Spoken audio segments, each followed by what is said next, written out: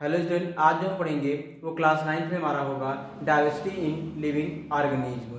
तो आइए स्टार्ट करते हैं। देखिए, पहली बात है हम चैप्टर को स्टार्ट करने से पहले इसके कुछ इंट्रोडक्शन के विषय में जान लेते हैं कि हमें इस चैप्टर में क्या क्या पढ़ना होता है, क्योंकि आज हम इस चैप्टर को स्टार्ट कर रहे हैं। तो देखिए, पहली बात है हमें क्या पढ़नी होती है भाई कि बायोडाइवर्सिटी। बायोडाइवर्सिटी मतलब होती है, हिंदी में से कहते हैं जैव विविधता। विविधता मतलब आप समझ लेंगे, विविधता। विविधता मतलब क्या होगा?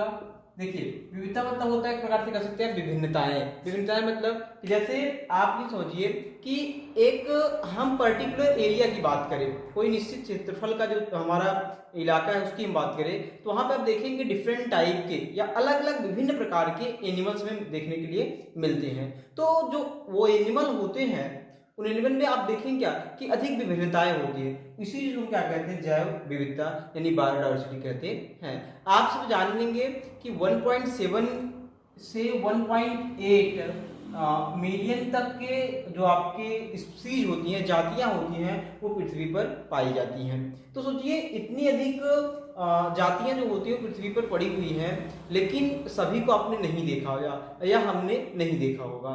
तो ये जातियां रहती कहाँ हैं भाई? वो डिफरेंट एरिया में रहती हैं। जैसे कुछ होते हैं जो कि समुद्र में रहते हैं, कुछ जंगलों में रहते हैं, कुछ बहुत छोटे हो जाते हैं जिसके कारण हम इन्हें नहीं देख सकते। तो ये चीजें होती हैं। दूसरी बात ये होती है कि हमें इसमें पढ़ना होगा classification of living organism. Classification मतलब वर्गीकरण।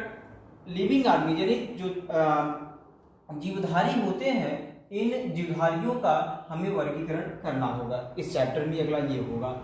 क्यों करना पड़ता है? क्योंकि इसलिए करना पड़ता है, जैसे हमने बताया ना 1.7 जब मिलियन तक स्पीशीज हैं। अब सभी को हम तो एक कहिए, अब इनकी स्पीशीज हैं। अब इस चीज में अगर हम हर एक व्यक्ति की चर्चा करने लगे तो मेरे पास ना टाइम नहीं है, हम कर भी नहीं सकते। इसलिए हमने क्या बनाया कि हर एक को अलग अलग जिसकी जैसे सिमिलरिटीज मिली, समानता जिसमें मिली या विभिन्नताएं मिली, उसी प्रकार से हमने अलग अलग ग्रुप बना के रखना स्टार्ट किया, जिससे कि हमें उसकी स्टडी करने में आसानी हो जाए। इसलिए हमने किया। अगला फिर क्या चीज होती है? Relation between classification and evolution. Evolution मतलब होता है, जैसे आप जान लेंगे कि जैव विकास होता है, उसको हम इवोल्यूशन कहते हैं। जैव विकास मतलब जैसे देखिए, अगर आप बहुत पहले समय की बात करें, जब जीवधारी की उत्पत्ति हो रही होगी, यानी जो लिविंग ऑर्गेनिज्म रहा होगा वो बन रहा होगा, तब हुआ क्या होगा? तब कुछ छोटे छोटे माना जाता है कि छोटे जीव बने होंगे, उनमें धीरे धीरे विकास हुआ तो जाकर के जटिल जीवों का निर्माण हुआ। तो ये छोटे जीवों से बड़े जीवों का तक बनना का जो सफर था, उसी को हम क्या कहते हैं? जैव विकास कहते हैं। और जैव विकास क्लासिफिकेशन यानी वर्गीकरण से काफी अधिक क्लोज रहता है, या हम कह सकते हैं वर्गीकरण में काफी अधिक भूमिका जो होती है वो निभाती है। क्यों निभाती है, कैसे निभाती है, इसको हम आगे भी देखेंगे। ठीक है ना, ये चीज होती है। अगला क्या है भाई?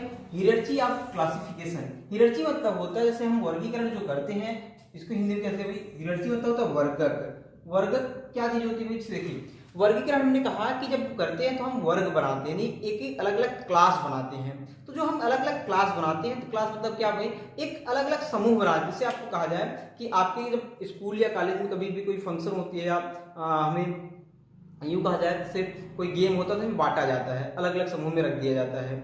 या फिर यूं समझा जाए, जैसे बच्चों में देखेंगे आप, पढ़ने में जो तेज बच्चे तो उससे हम अलग कैटेगरी उनकी बनी रहती है, उनको अलग ग्रुप हो जाता है। जो उससे मीडियम होता है उनका अलग ग्रुप हो जाता है, जो कमजोर होता है उनका अलग ग्रुप होता है। तो ये ग्रुपिंग हो जाती है। तो ग्रुप से हम ये क्लियरफाई कर लेते हैं कि कौन सा बच्चा कैसा है। मतलब अगर तेज है तो बच्चा तेज की कैटेगरी में था। वही यहाँ भी होती है कि जुधारी की हम कैरेक्टर को देख करके तो उसमें हम ग्रुपिंग करते हैं। इसी ग्रुपिंग करने की प्रक्रिया जो वर्गक होती है वो कहलाती है।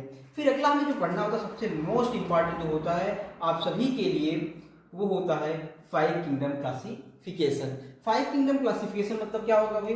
5 किंगडम क्लासिफिकेशन यानी 5 जगत वर्गीकरण। 5 जगत वर्गीकरण, पहली बात आप समझ लेंगे, आप सबके लिए मोस्ट इंपॉर्टेंट होता है। यहां से क्वेश्चन कई बार जो होते हैं वो पूछे जाते हैं।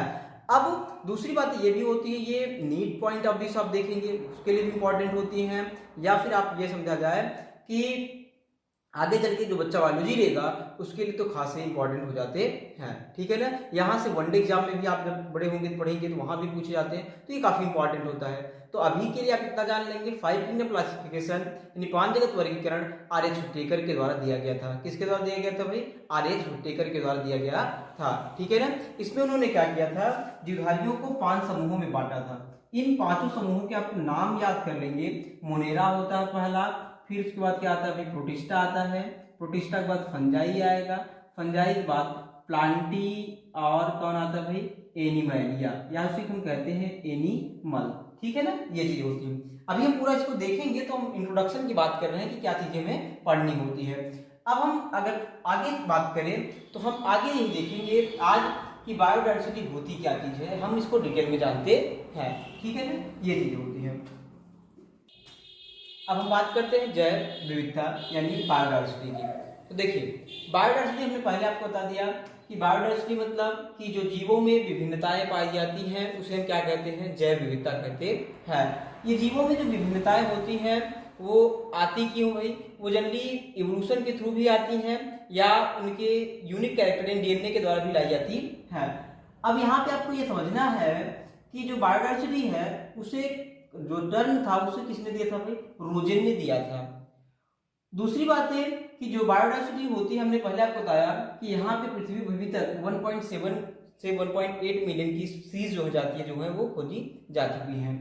दूसरी बात है आपको समझनी है कि जो बायोडायवर्सिटी होती है वो आप आगे चल के जब देखेंगे क्लासिफिकेशन में तो वहां पर इसका खासा रोल अदा होता है कि इसी की वजह से हम जीवों को क्लासिफाई करते हैं यानी अलग अलग वर्गों में रखते हैं। क्यों रखते हैं? क्योंकि हमें डिफरेंट टाइप के एनिमल मिल जाते हैं और उनको हमें पढ़ना या उनकी स्टडी करना हमें आसान नहीं होता, इसलिए हम उसे क्लास में करके तब उसकी स्टडी करते हैं। दूसरी बात है आप जैव विविधता में अगर देखें तो आप ये भी समझेंगे बायोडायवर्सिटी यानी जैव विविधता जो होती है उसमें एक चीज होती है कॉमन सी, वो ये कि हर एक जीवधारी को हम या आप नहीं देखे होंगे, ठीक है ना। जैसे यूं कहा जाए कि कुछ ऐसे जीवधारी थे जो छोटे होते हैं, जैसे बैक्टीरिया हो गए। बैक्टीरिया को हम जल्दी देख नहीं सकते। क्यों नहीं देख सकते भाई? क्योंकि हम हर जगह माइक्रोस्कोप नहीं ले जा सकते।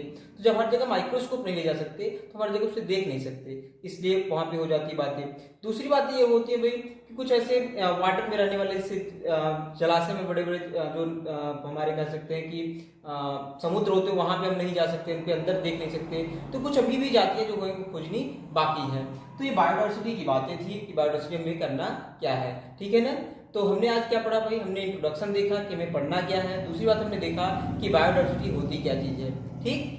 अगर आपको वीडियो पसंद आई हो तो लाइक करो, शेयर करो और चैनल सब्सक्राइब जरूर कर ले। Thank you.